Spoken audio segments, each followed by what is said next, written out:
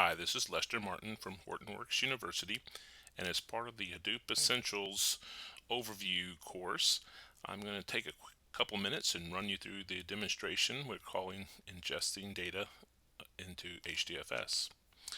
This demonstration that's listed here on GitHub is based off of an existing Hortonworks tutorial that's out there, so feel free to follow along in that. And for a little bit more description of the play-by-play, these are much more of a demonstration notes that you see on my screen here. For sake of this demonstration right now, the data sets that we're going to look at aren't really as important as getting some data sets and then getting them loaded into HDFS. So while we'll be using a fictitious trucking company example, I'll just simply go get this file called geolocations.zip that I actually loaded here on GitHub as well. And from here I should be able to just simply save that file. I'm going to just drop it on my desktop when I get a second here, geolocation zip. And then I'll go ahead and just drag this out of the way for a moment in time. On my Mac, the good news is that pretty much was already unzipped for me. So I have this nice simple folder right here with those two files, geolocation, CSV, and trucks. Let me drop this in the background one more time here. So if you see on the left here, the description of those files, we'll take a look at the geolocation first. And I'm just going to, since they're CSV files, I'll just open them in Excel. We'll just glance at them there. We'll not save it in an Excel file format. And I guess I should have increased that font a little bit so a little bit more legible.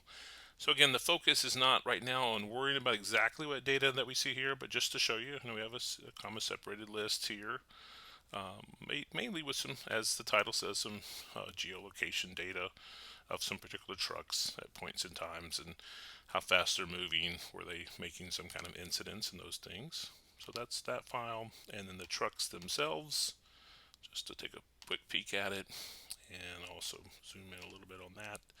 Same thing, this is a little bit more of a pre-calculated rolling month, month and year, how much gas was consumed, how many miles were undertaken on those vehicles and those times.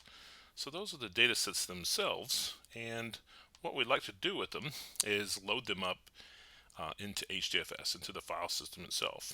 So as my notes simply say here, why don't we go over to Ambari, and from Ambari we have, in the sandbox, we actually have a user called Maria, and she's a developer.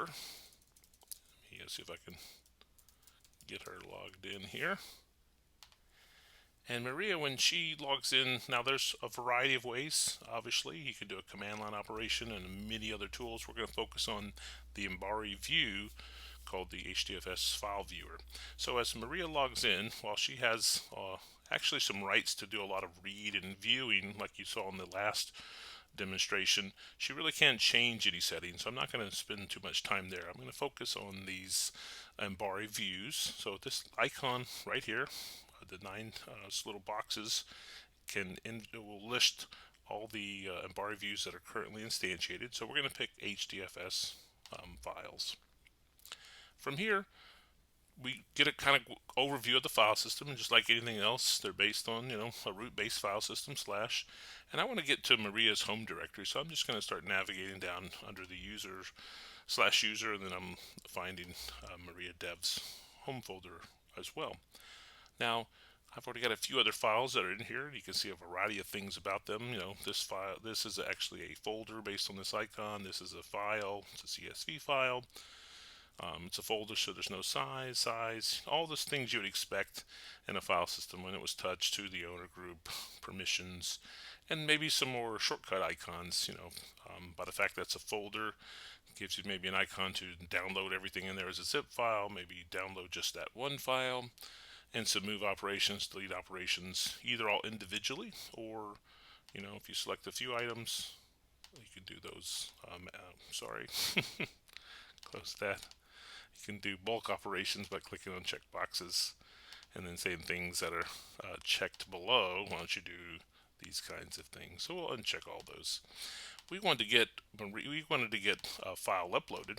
So those two files we saw earlier. So why don't we just simply go grab one of them? So we'll use the old browser metaphor there, and we'll go back to the desktop. Now look at my expense reports. And from here, I think we said there's a folder called geolocations. Great. I'm going to grab the trucks file first, the smaller one of the two. And we'll just simply, yep, do you want to do anything with that? We want to upload it. So in a second here, there it is, this truck CSV. And I can, as you saw a sneak peek, I can actually look into that file. You can see that particular file downloaded, etc. Just a quick, lightweight viewer there. And if I want to upload the other file, I can just drop it right in here. Just to show you a few of the things, my thinking is maybe we should have created a folder called geolocation. So why don't we create a directory here called geolocation data, create that folder, and if I want to move trucks into that folder, we could simply do the move operation. So I'll click on move, and then move does kind of an interesting concept. It's carrying that round. So I'll drill into geolocation, and this is how we're seeing that opportunity now to paste trucks into that newly created folder. And I just realized I buried under Hive, so even that was wrong. So let's move the entire folder itself, geolocations, and we'll go put that in the actual Maria devs folder right here. So did a couple different operations. So under user Maria dev, we have this folder called geolocations with that file trucks that we moved in. And let's just grab the other one real quick. Geolocations, open that, and yep, we like to upload it as well. And the same thing, I can peek in and see that information that we saw there earlier. So you can manipulate a variety of things in this tool. I'll let you explore that on your own at your leisure, and I thank you for taking the time to listen to my demonstration today. Thank you.